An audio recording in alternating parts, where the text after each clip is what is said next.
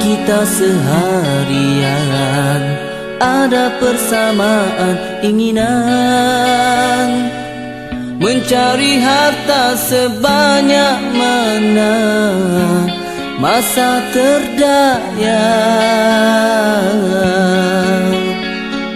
Bila mentari menyulut bumi, kita pun bangkit dari mimpi, menyambung semula pencariannya, terhenti semalam. Kepuasan